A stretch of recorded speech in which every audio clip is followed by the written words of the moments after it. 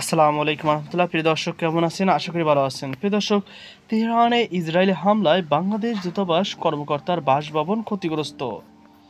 প্রিয় দর্শক, ইরানের রাজধানী তেহরানে ইসরায়েলের ক্ষেপণাস্ত্র হামলায় বাংলাদেশ দূতাবাসের এক কর্মকর্তার বাসভবন মারাত্মকভাবে ক্ষতিগ্রস্ত হয়েছে।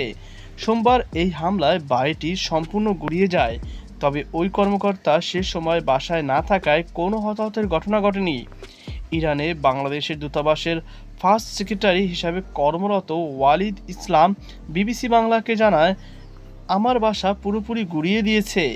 এই ঘটনা তেহরানের নিরাপত্তা পরিস্থিতি নিয়ে নতুন করে উদ্বেগ সৃষ্টি করেছে।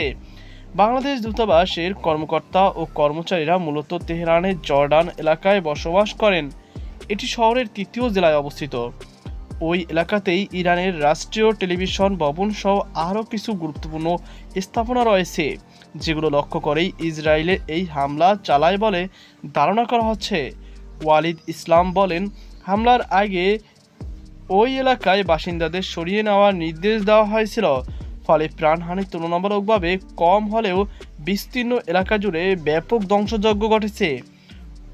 তিনি আরও বলেন, আমাদের আশেপাশে আর কিছু অবশিষ্ট নেই, শুধু কিছু কূটনৈতিক আবাসন কোনোভাবে টিকে আছে। এদিকে ইসরায়েলের সম্ভাব্য হামলার আশঙ্কায় সোমবার দুপুরে বাংলাদেশ সরকার তেহরানে অবস্থানরত মিশনের কর্মকর্তা ও কর্মচারীদের ও প্রবাসী বাংলাদেশিদের নিরাপদ স্থানে সরিয়ে নেওয়ার নির্দেশ দিয়েছে। নির্দেশনা অনুযায়ী তারা দূতাবাস এলাকা ত্যাগ করে শহরের অনন্য নিরাপদ অঞ্চলে আশ্রয় নিয়েছেন। তবে পরিস্থিতি অবনতি বিবেচনা প্রবাসী বাংলাদেশিদের তেহরানের বাইরে আরও নিরাপদ স্থানে সরিয়ে নেওয়ার প্রস্তুতি নিচ্ছে বাংলাদেশ পররাষ্ট্র মন্ত্রণালয়।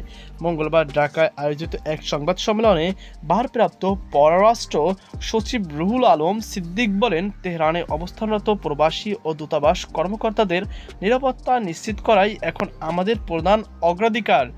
আমরা তাদের সুরক্ষিত স্থানে সরিয়ে নেওয়ার কাজ করছি। তিনি জানান, বর্তমানে তেহরানে অবস্থানরত প্রায় 400 বাংলাদেশি সবাই নিরাপদে আছেন, তবে পরিস্থিতি স্বাভাবিক না হওয়া পর্যন্ত তাদের উপর নিবিড় পর্যবেক্ষণ রাখা হবে।